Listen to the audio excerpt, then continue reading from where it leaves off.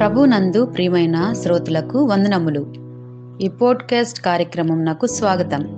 మీ అందరి కొరకు ఈ కార్యక్రమమును ప్రసారం చేయుచున్నాం. విని దైవాశీస్సులు పొందుకోగలరు. ప్రియ దేవుని జనాంగమా, హృదయము అన్నిటికంటే మోసకరమైనది అని మనం గమనించాం. అలాగే మరొక విషయాన్ని గమనిద్దాం. ఇతరులను మోసం చేయాలని చూస్తే మనమే మోసపోతామని గుర్తుపెట్టుకోవాలి. మనుషుడు ఏమి విత్తునో ఆ పంటనే కోయను. ఇతరులను మోసం చేయాలని చూస్తే మనమే మోసపోతాం. మోసాన్ని వెదజల్లితే నీ జీవితంలో నీవే మోసపోయే విధంగా దేవుడు చేయగలడు. మోసపోకడి, దేవుడు వెక్కిరింపబడడు అని పౌలు చెప్పుచున్నాడు. గలతీయ 6:7 మీరు గమనించారు కదా మాట. మోసపోకడి, దేవుడు వెక్కిరింపబడడు. మనుషుడు ఏమి విత్తునో ఆ పంటనే కోయను. దేవుని తిరస్కరించి తప్పించుకోవడం అసాధ్యం. మనిషి దేనినైతే వెదజల్లుతాడో దానినే కోస్తాడు. శరీర స్వభావాన్ని అనుసరించేవారు వెదజల్లేవారు. శరీర స్వభావం నుండి నాశనం అనే పంట కోసుకుంటారు. దేవుని ఆత్మను అనుసరించి వెదజల్లువారు ఆత్మ నుండి శాశ్వత జీవం అనే పంటను కోసుకుంటారు అని గుర్తుపెట్టుకోవాలి. ఒక ఉదాహరణ మనం గమనిద్దాం. యాకోబు మగసిరి గలవాడై దేవునితో పోరాడిన గొప్ప భక్తుడు అని బైబిల్ చెప్పింది. యాకోబు గురించి కొన్ని విషయాలు చూద్దాం. యాకోబు యొక్క మోసపూరితమైన జీవితం ఎన్నుకున్నాడు. ఇజ్రాయేలీల మూల పురుషుడు యాకోబు సాధువై గుడారంలో నివసిస్తూ దేవుని వాగ్దానం పొందుకొని కూడా మోసపూరిత జీవితాన్ని ఎన్నుకున్నాడు. యాకోబు తన తండ్రిని, అన్నని, మామను మోసం చేశాడు కదా. యాకోబు తల్లి అయిన రిబ్కా అతనికి సలహాలు కూడా ఇచ్చింది, చేతి సహాయం కూడా చేసింది. యాకోబు తన తండ్రిని, అన్నని మోసం చేయడానికి ఉపయోగించింది.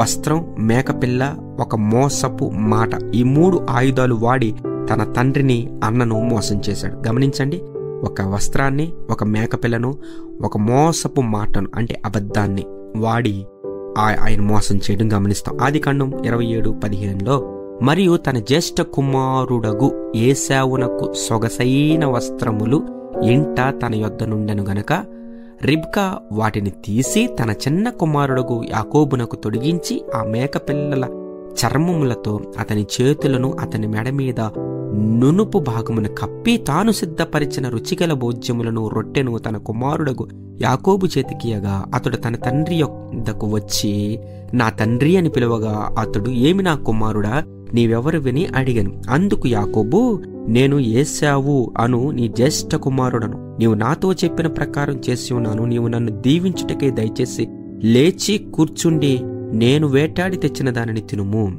ఏశావునకు ఉన్న సొగసైన వస్త్రములు ధరించాడు. తన సోదరుడు ఏశావు శరీరమంతా వెంట్రుకలు ఉంటే గనక అతనిలా యాకోబుకు వెంట్రుకలు ఉండవు. మంచి ఆ మేక చర్మము కప్పుకొని మేక పిల్ల భోజనంగా సిద్ధం చేసుకున్నాడు. నేను ఏశావు అను నీ జ్యేష్ఠ కుమారుడను మోసపు మాటలు చెప్పి తండ్రిని మోసం చేశాడు. ఏ రీతిగా తన తండ్రిని తాను ఈ 3 విధాలుగా మోసం చేశాడు, అదే రీతిగా యాకోబు తన కుమారుల చేతిలో మోసపోవడం మనం చూస్తాం బైబిల్ గ్రంథంలో. వస్త్రం, ఏ సొగసైన వస్త్రముతో యాకోబు ఇస్సాకును మోసం చేశాడో అలాంటి విచిత్రమైన వస్త్రపు అంగీతోనే తన సొంత కుమారుల చేతిలో యాకోబు మోసపోయాడు. మేకపిల్ల, ఏ మేకపిల్లతో యాకోబు ఇస్సాకును మోసం చేశాడో అలాంటి మేకపిల్ల రక్తంతోనే తన సొంత కుమారుల చేతిలో యాకోబు మోసపోయాడు. 3వది మోసపు మాట. ఏ విధంగా మోసపు మాటతో యాకోబు ఇస్సాకును మోసం చేశాడో అలాగే ఒక్క మోసపు మాటతోనే తన సొంత కుమారుల చేతిలో మోసపోయాడు. గోడకు కొట్టిన బంతి రెట్టింపు వేగంతో తిరిగి మన మీదకి వస్తుంది. ఆనాడు యాకోబు తను ఒక్కడిగా వెళ్లి తన తండ్రి అని ఇస్సాకును మోసం చేస్తే తాను తన 10 మంది కుమారుల ద్వారా ఒకేసారి యాకోబు మోసపోయాడు. మార్కు 4:24 మరియు ఆయన, మీరేమి వినుచున్నారు జాగ్రత్తగా చూసుకునుడి, మీరెట్టి కొలతతో కొలుతురు అట్టి కొలతలతోనే మీకును కొలవబడును, మరి ఎక్కువగా మీకు ఇవ్వబడును. ప్రియులారా, జాగ్రత్తగా గమనిస్తున్నారా? మోసపూరిత జీవితంతో మనము దేవుని వెక్కిరించలేం. అన్ని వేళల దేవుడు సత్యవంతుడు, న్యాయం తీర్చువాడు. ఆదికాండం 37:31-33 మనకి మాటలు కనిపిస్తాయి. యాకోబు తన తండ్రి అని ఇస్సాకుకు మనోవేదన కలిగిస్తే అంతకంటే ఎక్కువ గొప్ప మనోవేదనను యాకోబుకి బహుమతిగా ఆయన 10 మంది కుమారులు ఇచ్చారు.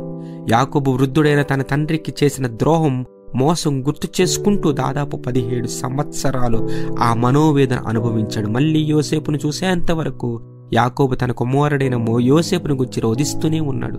దేవుని బిడ్డలారా, యాకోబును సరిచేసుకునేందుకు దేవుడు యాకోబుకి నేర్పిన పాఠంలో భాగం ఇది. నీ తోటి వారితో అబద్ధం చెప్తే దేవునితోనే అబద్ధమాడినట్లు వాక్యం చెప్తుంది. నీ తోటి వారిని మోసం చేస్తే అది దేవుణ్ణి మోసం చేసినట్లే, అయితే మోసం మంచిది కాదని దేవుని వాక్యం స్పష్టంగా చెప్తుంది. గలతీ 6:7 మనం ఇందాక గమనించాం. మోసపోకడి దేవుడు వెక్కిరింపబడడు, మనుషుడు ఏమి విత్తనా పంటనే కోయను, అలాగున తన శరీరేచ్ఛలను బట్టి విత్తువాడు తన శరీరం నుండి క్షేమగు పంట కోయను, ఆత్మను బట్టి విత్తువాడు ఆత్మ నుండి నిత్య జీవమును పంట కోయను. మనము మేలు చేయటం ఎందు విసుకకు యుందము, మనము అలయక మేలు చేసితమేమి తగిన కాలమందు పంట హోతుము అని వాక్యం మనకి స్పష్టంగా సెలవిస్తుంది. కనుక మనము మంచి చేద్దాం, మంచి పొందుకుందాం. అది ప్రభు మనకు నేర్పిస్తున్న పాఠం. కాబట్టి ఒకవేళ నువ్వు నీ తెలివితేటలతో నలుగురిని మోసం చేయగలుగుతాను అని నువ్వు అనుకుంటే, మనందరికీ దేవుడు ముందుగానే ఒక పాఠం నేర్పిస్తున్నాడు. నువ్వు మోసం చేస్తే మోసపోతావు.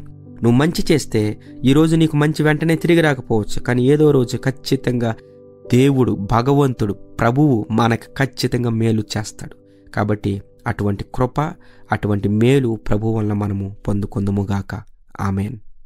ఈ కార్యక్రమమును గూర్చి మీ సలహాలు మరియు మీ ప్రార్థనా అవసరతల కొరకు మమ్మను సంప్రదించవలసిన మా ఫోన్ నంబర్ 948585085039 మరియు ఈమెయిల్ ఐడి info@fibaonline.org. మా ఫోన్ నంబర్ మరొకసారి 9480585039.